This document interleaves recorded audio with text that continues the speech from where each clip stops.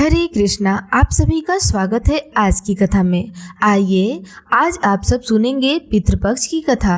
भाद्रपद मास शुक्ल पक्ष पूर्णिमा तिथि से लेकर के अश्विनी मास कृष्ण पक्ष की अमावस्या तक 16 दिनों तक यह पितृपक्ष होता है। इस दौरान अपने पितरों की प्रशंसा के लिए उनका श्राद्ध तर्पण आदि का कार्य जो कि तिथि के अनुसार किया जाता है। इस प्रकार जो भी करते हैं तो उनके घर में धन समृद्धि आती है, घर की सभी प्रकार की बंधाएं दूर होती है, वंश वृद्धि होती है तथा सभी प्रकार के मनोरथ की सिद्धि होती है। जिस तिथि पर आपके पूर्वज का निधन हुआ था उस तिथि पर उनका श्राद्ध तर्पण आदि का कार्य जो कि पितृपक्ष में ही करना चाहिए। श्रद्धा में पिंडदान, तर्पण और ब्राह्मण भोजन कराना जो कि अति आवश्यक होता है। तर्पण में काले तिल, जौ और जल से पितरों को अर्घ दिया जाता है। यह क्रिया जो कि हर दिन करनी चाहिए। श्रद्धा के दिन ब्राह्मणों को भोजन कराना चाहिए। अगर ब्राह्मण उपलब्ध ना हो तो आप किसी जरूरतमंद व्यक्ति या गाय को भोजन करा सकते हैं। पितृपक्ष के दौरान दान का बड़ा विशेष महत्व होता है। ऐसे में अन्य वस्त्र, अन्य जरूरी वस्तुओं का दान करना चाहिए। इससे पितरों की आत्मा को शांति मिलती है। इस दौरान घर में सात्विक और पवित्र वातावरण बनाए रखना चाहिए। साफ सफाई का भी विशेष ध्यान होना चाहिए। पितृपक्ष के दौरान जो कि तामसिक भोजन, विशेष रूप से मांस और शराब का सेवन बिल्कुल नहीं करना चाहिए।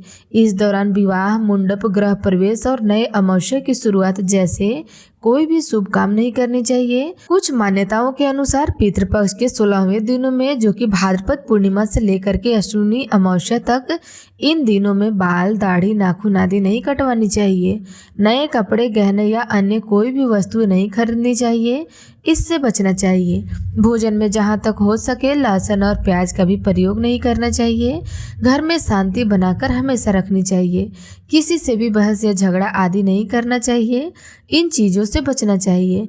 इस प्रकार जो भी पितृपक्ष में इन नियमों का पालन करते हैं इससे पितृदेवता की कृपा प्राप्त होती है, जिससे कि घर की सभी प्रकार की परेशानियां दूर हो जाती है। घर में सुख समृद्धि का आगमन होता है, वंश वृद्धि होती है तथा सभी प्रकार के मनोरथ की सिद्धि होती है। तो दोस्तों आइए आज आप सब सुनेंगे पितृपक्ष से जुड़ी हुई 2 पौराणिक कथाएं। पितृपक्ष में यह कथा जो कि अधिकांश क्षेत्रों में सुनाई जाती है। कथा के अनुसार महाभारत काल के दौरान कर्ण की मृत्यु हो जाने के पश्चाताप जब उनकी आत्मा स्वर्ग को गई तब उन्हें बहुत सारा सोना और गहने दिए गए। कर्ण की आत्मा को कुछ समझ नहीं आया, वह तो आहार की तलाश कर रहे थे। उन्होंने देवराज इंद्र से पूछा कि उन्हें भोजन की जगह सोने चांदी क्यों दिए जा रहे हैं। तब देवराज इंद्र ने कर्म को बतलाया। इससे अपने जीवित रहते हुए पूरे जीवन भर सोना और चांदी का ही दान किया है, लेकिन अपने पूर्वजों को कभी भी अन्य का दान तक नहीं किया था। उन्हें भोजन से तृप्त नहीं किया था।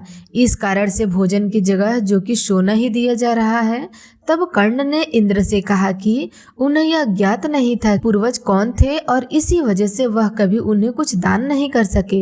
इसके बाद कर्ण को उसकी गलती सुधारने का मौका दिया गया और 16 दिन के लिए पृथ्वी पर वापस भेजा गया, जहां उन्होंने अपने पूर्वजों को याद करते हुए उनका श्राद्ध करके उन्हें आहार यानी कि अन्न आदि का दान करके ब्राह्मणों को भोजन करवाया। पितरों का श्राद्ध, तर्पण आदि का कार्य किया। इन्हीं 16 दिनों की अवधि को पितृपक्ष कहा जाता है। और दूसरी कथा के अनुसार जोगी तथा भोगी 2 भाई थे। दोनों अलग अलग रहा करते थे। जोगी जो कि धनी था और भोगी निर्धन था। दोनों में परस्पर बड़ा प्रेम था। जोगी की पत्नी को धन का अभिमान था, किंतु भोगी की पत्नी बड़ी सरल हृदय वाली थी। पितृपक्ष आने पर जोगी की पत्नी ने उनके पितरों का श्राद्ध करने के लिए कहा तो जोगी इसे व्यर्थ का कार्य समझकर टालने की चेष्टा करने लगा, किंतु उसकी पत्नी समझती थी कि यदि ऐसा नहीं करेंगे तो लोग बातें बनाएंगे।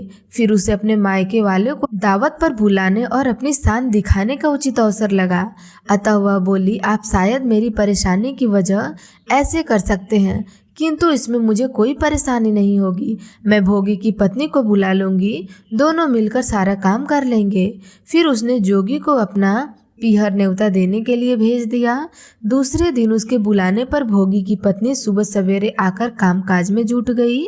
उसने रसोई तैयार की, अनेक पकवान बनाए, फिर सभी काम निपटाकर अपने घर आ गई। आखिर उसे भी तो पितरों का श्राद्ध तर्पण करना था। इस अवसर पर न जोगी की पत्नी ने उसे रोका और न वह रुकी। शीघ्र ही दोपहर हो गई। पितर भूमि पर उतरे। जोगी भोगी के पितर पहले जोगी के यहाँ गए तो क्या देखते हैं कि उसके ससुराल वाले वहाँ भोजन पर जुटे हुए हैं। निराश होकर वे भोगी के यहाँ आए।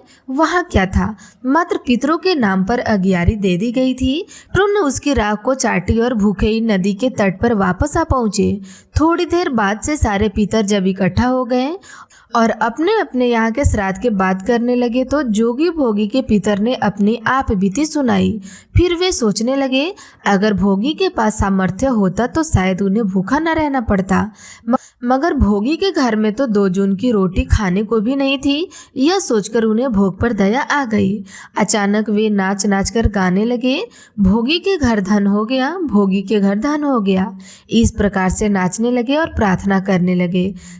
साँझ होने को हुई। भोगी के बच्चों को कुछ भी खाने को नहीं मिला। उन्होंने माँ से कहा कि माँ भूख लगी है। तब उन्हें टालने की गरज से भोगी की पत्नी ने कहा, जाओ, आंगन में हौंदी औंधी रखी है, उन्हें जाकर खेल लो और जो कुछ मिले बांट कर खा लेना। बच्चे वहां पर पहुंचे तो देखते हैं कि हौंदी मोहरों से भरी पड़ी है। वे दौड़े दौड़े माँ के पास पहुँचे और उन्हें सारी बात बतलाई। आंगन में आकर भोगों की पत्नी ने यह सब कुछ देखा तो वह हैरान हो गई। इस प्रकार भोगी भी धनी हो गया, मगर धन पाकर भी वह घमंडी नहीं हुआ। दूसरे साल का जब पितृपक्ष आया तो श्रद्धा के दिन भोगी की स्त्री ने 56 प्रकार के व्यंजन बनवाए। ब्राह्मणों को बुलाकर श्रद्धा तर्पण आदि का कार्य किया, फिर भोजन करवाया, उन्हें दक्षिणा दी और फिर जेठ जेठानी को सोने चांदी के बर्तन में भोजन करवाया। इससे पितर बड़े प्रसन्न हुए तथा तृप्त हुए। इस प्रकार भोगी की सभी प्रकार की गरीबी और दुख परेशानी दूर हो गई। इस प्रकार से जो भी श्रद्धा पक्ष में पितृपक्ष में अपने पितरों की प्रसन्नता के लिए श्रद्धा तर्पण आदि का कार्य करते हैं, गरीबों को भोजन करवाते हैं और ब्राह्मणों को भोजन करवाते हैं, उन्हें दान और दक्षिणा देते हैं, तो इससे पितृपक्ष देवता की कृपा प्राप्त होती है, जिससे कि घर की सभी प्रकार की परेशानियां दूर हो जाती है तथा सभी प्रकार के सुख और समृद्धि की प्राप्ति होती है। तो आशा करती हूँ आज की जानकारी आपको अच्छी लगी होगी। अच्छी लगे तो वीडियो को लाइक अवश्य करिएगा। धन्यवाद।